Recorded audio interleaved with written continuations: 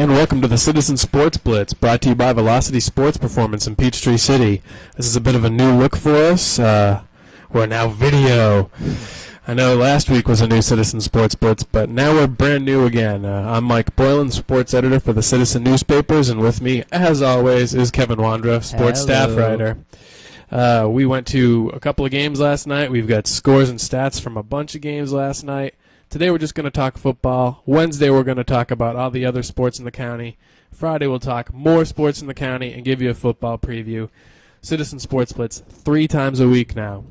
Okay, so the game of the week last night was Whitewater at Sandy Creek. That was a game Kevin went to. From the sounds of it, it was another classic game. I mean, another great rivalry. And last year Sandy Creek beat Whitewater on Whitewater's home turf. This year Whitewater took revenge. What happened, Kevin? Whitewater won its first game of the season Friday, defeating Sandy Creek 10-7 at the Battlefield in Tyrone. Not much offense in this game. Actually, all the touchdowns scored, well, the 2 touchdowns that scored were defensive touchdowns. Kevin Fleming was an absolute defensive force for Whitewater. He recovered a fumble, returned it for a touchdown. He also had an interception and a few tackles for them. The scoring started 2 plays into the game. On the second play from scrimmage, Sandy Creek's Isaiah Johnson opened the scoring by picking up a fumble and returning it for a touchdown. Whitewater came back in the second quarter and scored on a J.C. Jennings 27-yard field goal.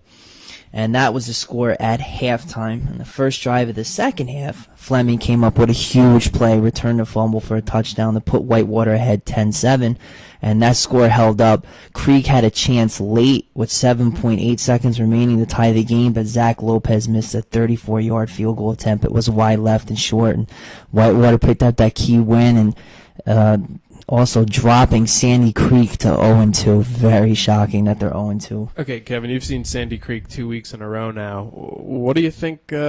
What the problem is? What do you think they need to do differently? You know, again, I guess they outgained Whitewater in offense and just couldn't put it on the scoreboard. What's going on there? It's the second week in a row that Creek outgained its opposition and lost.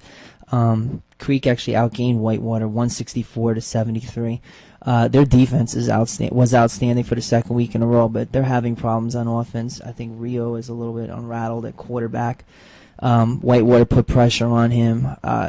Again, just their offense. I think there's some growing pains there. Rio is a first-year starting quarterback, so I think it's going to take some time for them to turn around. Maybe they'll turn around as soon as next week, but they faced 2 really good defenses in the first 2 weeks. Okay, good point. Who'd you talk to last night after the game? Well, let me talk about Whitewater's defense, which was outstanding. I mentioned Kevin Fleming. He was all over the place. And his defensive backfield mate, Chris Asbury, played another great game, second week in a row for him. Linebacker Richard Heldago was in on numerous tackles for Whitewater. The defense played outstanding, and you have to give Whitewater coach Amos McCreary, the architect of the Wildcats defense, a lot of credit for putting together a very effective game plan. And another key to Whitewater's victory was J.C. Jennings. He was definitely a difference maker. In addition to his 27-yard field goal, each of his kickoffs reached the end zone. I mean, just very, very impressive. But Kevin Fleming was a standout, and I did interview him after the game. Okay, well, let's take a look at his interview. Thanks. Kevin, fumble recovery for a touchdown tonight, interception. Would you say this is the biggest game of your football career? Probably, I would have to say. Our defense got after it. We knew what it took. We've been here before, and I think it would have to be one of the biggest defensive careers right now. How confident were you that you could come to Sandy Creek and beat the Patriots? Well, we knew what happened last year, and we knew how our potential could play. So we knew what we can do to come out here and beat them. We knew it. Velocity-trained athletes, from beginners to professionals, are getting maximum results with scientifically advanced performance training. Visit www.velocitysp.com/PTC for more information. X Playground's your source for all things football. Watch all the NFL games with the main game on a 146-inch screen. Fantasy players, bring your laptop for Wi-Fi. Try X Playground's Good Pizza, located next to Talbot Bank in Peachtree City, xplayground.biz. For rising senior and junior athletes, Capture the Play is offering online student profiles to assist you in your college recruitment process. You can visit them online at www.capturetheplay.com. Okay, cool. So what else can you tell me about the Sandy Creek Whitewater game last night? We're giving a lot of credit to Whitewater's defense, but you also have to give a lot of credit to Creek's defense for shutting down Whitewater's offense. They held Whitewater to under 100 total yards. 2 standouts on defense. Defensive end Jeremy Holt had 10 total tackles, including 1 for loss. And linebacker Matt Solomon, for the second week in a row, great game. He had 10 total tackles, including 1 for a loss. So Creek's defense they're playing really well. That offense has to catch up, and fast, because 0-2, they're playing from behind right now, but we'll see what happens there. Well, I saw a great defensive game last night, Fayette County Jonesboro. The Fayette County Tiger defense posted a shutout. They won 21-0. The game started with an 80-yard drive by the Tigers. Took up about 7 minutes on the clock and was capped by a Matt Daniels touchdown run. He had 3 touchdowns on the night. Second quarter of the game was just kind of a defensive battle between the Tigers and the Cardinals.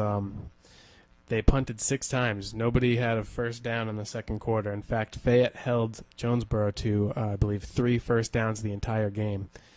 So the defense looked really good.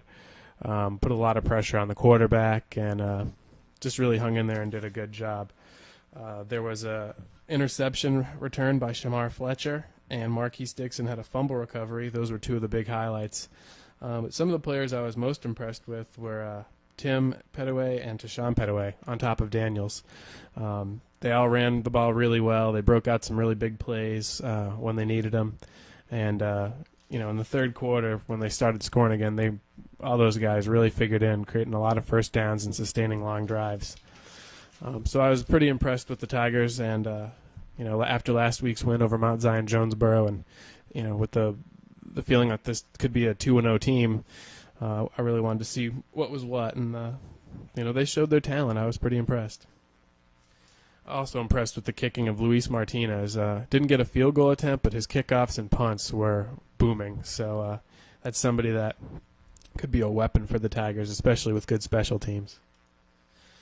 After the game, I interviewed Matt Daniels and also spoke with Coach Tommy Webb. So let's take a look at those. You ran 3 touchdowns tonight, 2 last week. Who are the guys that are really paving the way for you on the offensive line? All 5 of them, man. We got Josh Parker, Trey Carter, Marcel Pitts, William Stratford, Ricky Ford. We just got everybody, a whole lineman crew. I just want to thank all of them. They're the reason why I'm doing everything that I'm doing right now. They're leading the way.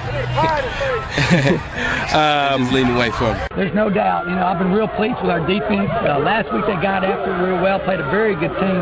Tonight they played a different type of team and broke us a little bit, but I think for 4 quarters we just really got after it. We're real excited for our defense. Shutout, first time. We don't know when the last time we shut anybody out, but I'm glad it was tonight. That's right. What were some of the offensive adjustments you made in the second half? Well, they changed their entire defense from last week to this week. So it took us a while to feel it out, and when you feel out, you can't play full speed. So we made our subtle adjustments about what they were doing, and we corrected them, and we went out and just played hard. And we were able to play hard because we understood what the adjustments were. And like I told them, they had to make them, and they learned, they paid attention, and we made the adjustments, which I think were key for us to score in the second half. Good. Well, your offensive line, after a little bit of a shaky start in the first half, came out. They controlled the line of scrimmage in the second half. Yeah, I think so. That first drive to start the game was something that we wanted to do. And we got up 7-0, and then we pilled around and let them, get after us a little bit too much. But at halftime, made the adjustments. It's a good senior line. They adjusted, and I'm real pleased with the effort. Matt ran harder in the second half. We made better decisions. And I thought we were making poor decisions on some things. And you give Jonesboro a lot of credit for that because they confused us in some things, and so that's going to happen. Congratulations. Gosh, thanks, guys. Isn't that cool? Mighty good.